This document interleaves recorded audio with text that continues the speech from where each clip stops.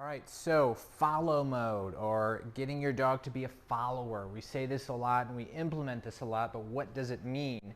So I'm going to show you what we're doing, how do we first teach it, and why it's so important, just for relationship building, but also for your walk, if you're doing any off-leash experiences or outings with your dog. Kobe's brand new. This is his first day with us, and teaching a follow or follower mindset is typically the first thing I'm doing with a dog, and it's with the remote collar. So usually when dogs come in, they're not following, they're leading, they're pulling. The owner doesn't have a lot of control of them, and generally the dog doesn't find the owner important, relevant enough, believable enough. So we like to switch that right from the get-go. So what I'm going to do is, I've got my long line on. I'm going to use it just in case I need to, but I'm just going to see if we can develop some type of follow me energy without it, just using the tone on the remote, so the tone function. So when he hears that tone, it's going to mean, and I'm going to teach him, hey, follow where I'm going. This is going to start getting him in that mindset of, oh, I actually have to take the back seat as opposed to pulling or disregarding my humans. So I'm just going to start walking, and I'm going to say his name, and then I'm going to start tapping the tone. Kobe. And I'm basically just going to kind of walk around, not in straight lines, not in circles necessarily. So I'm toning here, Kobe. So I'm just trying to get him to follow me around. Kobe. So every time I turn, I'm saying his name and I'm tapping the tone. Kobe. I can tap my leg if I want to encourage him to be closer to me.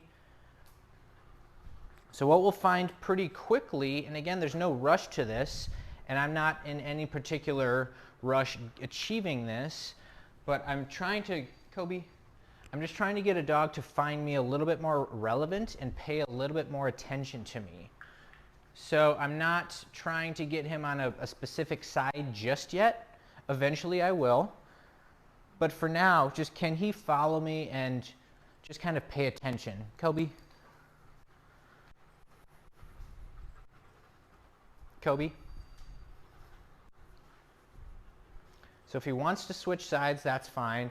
I'm going to kind of take turns turning left, turning right, so more of an invitation using the remote versus, say, an invitation using my body as encouragement. Kobe. Good. Kobe. So I'm just toning him every time maybe he disconnects from me. Toby. Kobe, sorry. Kobe. Or if he gets distracted, or if he kind of starts going too far away. Kobe. Good boy. Good. So aside from the actual follow exercise here, he's starting to also learn his recall. Kobe. Good. Good boy. Because the tone is how we're going to start teaching an off-leash recall with him as well. Kobe. Good. Kobe. Kobe. Kobe. Good boy. Kobe. Kobe. So slowly this will start looking sort of like as if we were outside on a walk, because he's walking at my side, he's kind of paying attention to me. For the most part, he's turning and Kobe, following whenever I make a direction change. Kobe. So this is also how I'm going to start teaching his leash manners, or improved leash manners, because again, I want him, Kobe, I want him to be in a follow position versus a lead position. That's my job. So if you need to use your leash for this, because maybe your dog is still kind of working on how to yield to leash pressure, you certainly can, and everything would look the same. So I'll just grab my long line and do everything exactly the same. Kobe.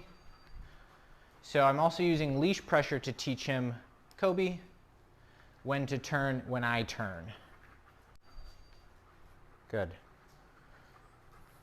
Good boy. Kobe. Good. And in fact, when I grab my leash again, I can start forming a walking position. Kobe. Good. Kobe.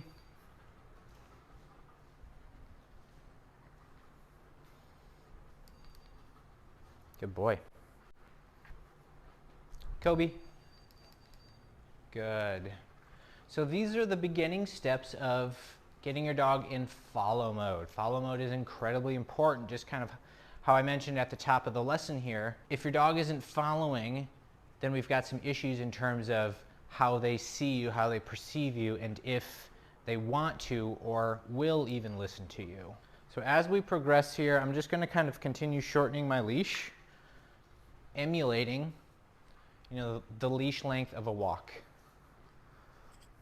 Good. Kobe.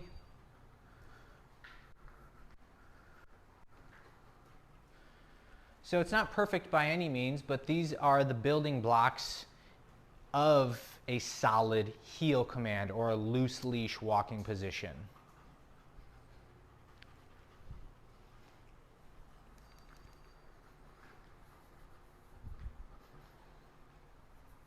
Kobe. Good.